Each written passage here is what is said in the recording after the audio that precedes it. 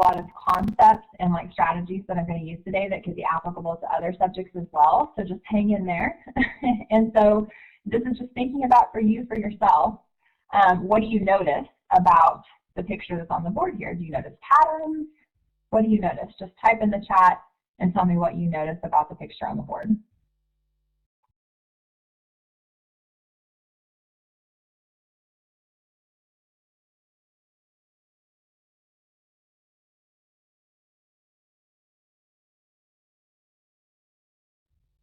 Okay, I see some good answers coming through in the chat. The color-coded multiplication chart. Ooh, Laura, that's specific. Lots of colors. Are there patterns? What are the patterns, patients? Do you see a pattern? Mary says 1 through 100. Catherine's multiples of 5 have blue. Ooh, multiples of 5 have blue. Okay. All red or prime. Multiples. That says 7s are purple.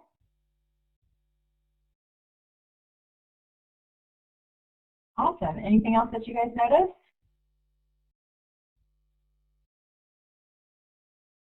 Well, one thing that I want you to notice here is that there is not an incorrect answer to this question, right? Everything that you say in chat is the correct answer, right? If you notice a pattern or just notice anything about what's happening here, you can't get this one wrong. And that's one of the things that I really feel like is important, is just building confidence and helping students see things in a different way. And so I just wanted to give you guys the opportunity to take a look at a problem like this and just get kids thinking. What can you do to kind of get kids thinking about things in a different way? And you know, this way they build confidence, and there's no fear of typing something in chat that's incorrect because there is not a wrong answer. So I really like that one, and I'll share out my resources at the end. I did not make most of these up. I've seen them somewhere else. So I'll share my resources at the end, and that way, if you guys want to use any of this or steal it for another class, you are welcome to do that. Okay, so welcome to the new way of learning math. And I've done a lot of research on Dr. Bowler, and from Stanford University. Some of you have been around and kind of know that I've talked about that before with growth mindset. She has a whole website that I really like, and I'll share with you guys. I'm going to change your polling tools to A, B, C, D, and let you guys tell me, though, this is just your personal feeling. How do you feel about math, or how maybe did you feel about math when you were younger? You can answer it either way you'd like. And so just let me know how you feel about math, and use your polling tools to log that in.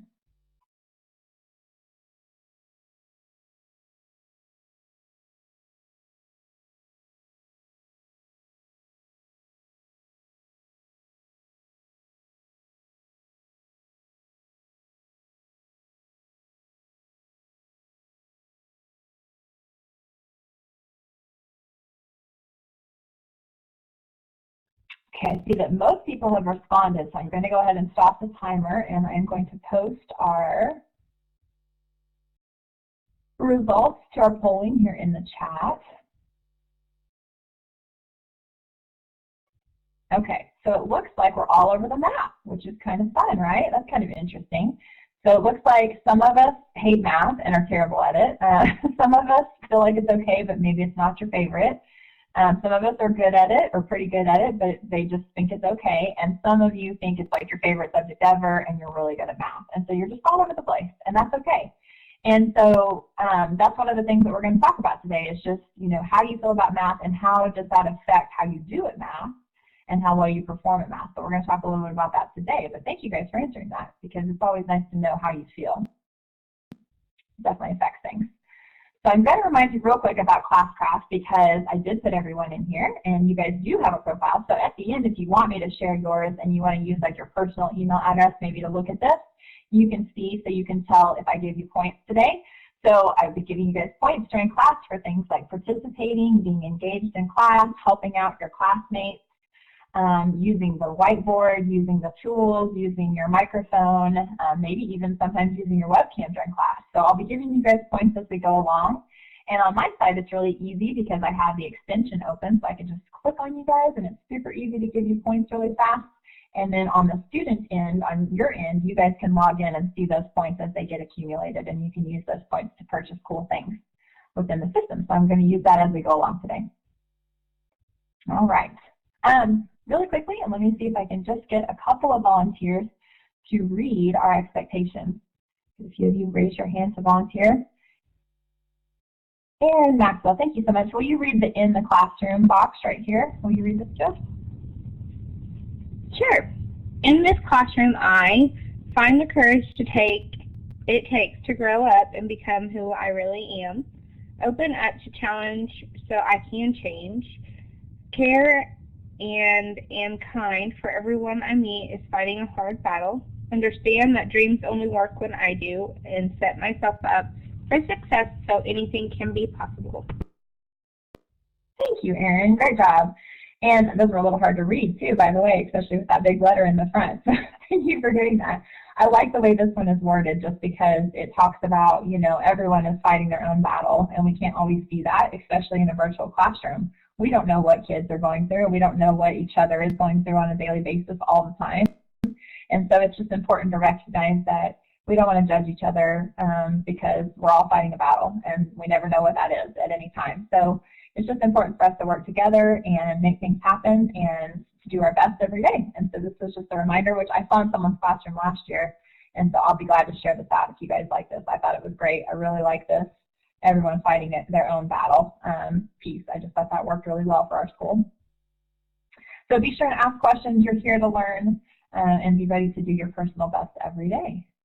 All right, guys, I have a short video for you, and we're going to try this in Play Pause It. So I know that some of you saw the Play Pause It information that I sent out.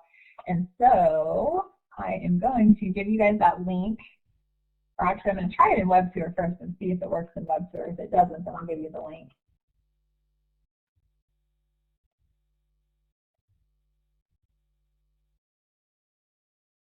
And for those of you that haven't looked at Play Pause It yet, the way that it works is that you can embed questions within a video. So we'll see. I tried to do this, and I tried to embed questions, and it doesn't go.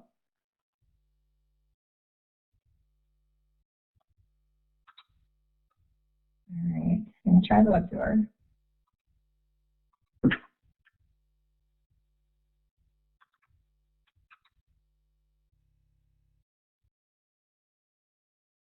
So it looks like the Play Pause It's not going to work in the WebTour, which is a good test. So see, I failed there for you, so you guys can watch that. So I don't think Play Pause It's going to work in the WebTour, but that's okay. I'm going to put it in chat, and I'll also put it on the board, and I'll let you guys click on it. And then if you would, just give me a green check when you are done with the video, and I'll change your polling back to the green checks.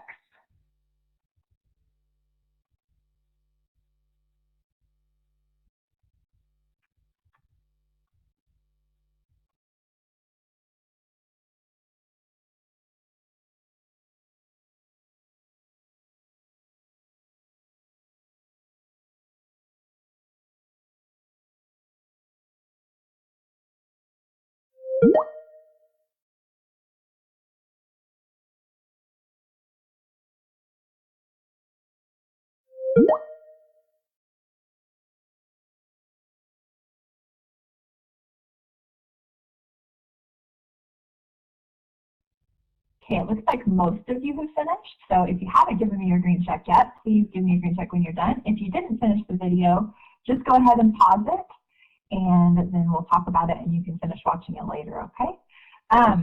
So I did intend for those questions to be during the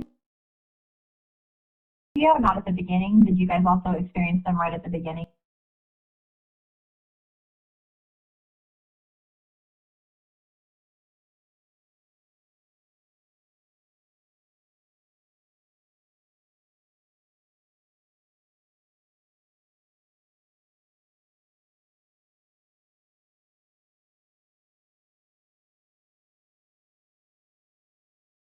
Hi, my name is Jo Bowler, and I'm a Professor of Mathematics Learning at Stanford University.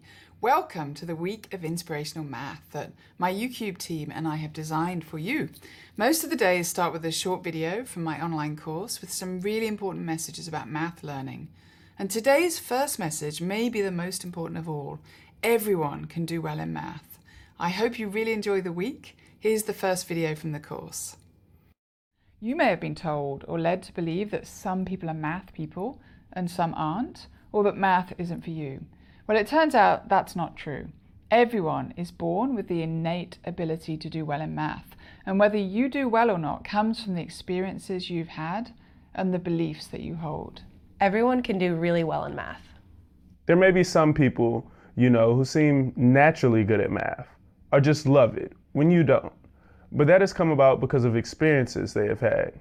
Anyone can get to the highest level of math in school. There is no such thing as a math person or the idea that some people are math people. Everyone is a math person. Let's look at the brain evidence. Scientists now know that experiences grow your brain, and the brain is so plastic that it can rewire itself and grow in a really short space of time. This is how learning works. When you learn something, a synapse fires in your brain. It's like an electric current. And the pathways formed by the synapse are like water in the sand. The more you return to an idea, the stronger the pathway gets. If you don't go back to it, it will wash away. When you learn something, your brain grows, and if you learn it deeply, it grows and stays. So you may think some people are just brainy or smart because they just are, but it all comes from what they've learned. And you can catch up to them. When you learn, synapses fire. And this doesn't just happen when you're in a class. It can happen when you read, when you build something, when you have a conversation, when you get an idea, and when you make a mistake. Synapses are firing in your brain every day. The brain is like a muscle. The more you work the muscle, the more it grows, just like in the gym. If weightlifters exercise with the same size weights, they wouldn't grow muscles, and they have to keep increasing the weights. It's the same with math. The harder you think, the more you struggle with an idea, the more your brain grows. Here is some of the evidence that has stunned scientists in recent years and made them realize that everyone's brains can grow and change at any time. Taxi drivers in London have to learn 20,000 streets and 25,000 landmarks in London before they become qualified. They study for 2 to 4 years, and at the end of that time they take a test which is just simply called the knowledge. When they've finished their training, scientists have found that the hippocampus in their brain is bigger. And the hippocampus is the area of the brain that's specialized in acquiring and using spatial information. When they retire from being a taxi driver, their hippocampus shrinks back down. That's how flexible the brain is. Scientists took a group of people who could not juggle and split them in half. With one group, they really encouraged them to practice, also showing them some good ways to practice. Not surprisingly, the group that practiced learned to juggle and the other group didn't. But the practice group also had significant brain changes. They grew the seeing and movement areas of their brains, and they developed more ability. So the brain is much more plastic than anyone ever thought. In one of the studies, a 6-week training course, when students worked on a task just for a few minutes each day, changed the structure of their brains. And we should think about that. Working on a task for a few minutes per day for 6 weeks can cause your brain to rewire and grow. If that's true, imagine what you can do for your brain over the course of a year in a math lesson.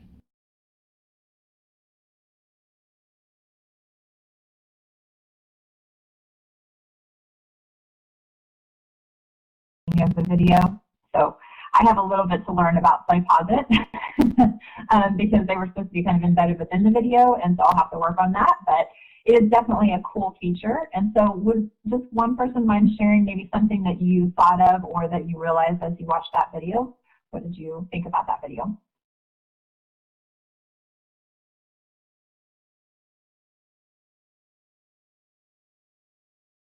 I like that Randall is relating it to learning a new language. That's very true. I'm sure, Randall, and I don't know the brain research on learning a new language, but I bet that there are lots of things happening in your brain, changes and new synapses firing when you learn a new language. I'm sure that that is the case. Yes, and practicing is important, and that no one is just born good at math, right? And I know a lot of people in our culture feel that way, that you are either born to be good at math or not, that it's like genetic and you've inherited it.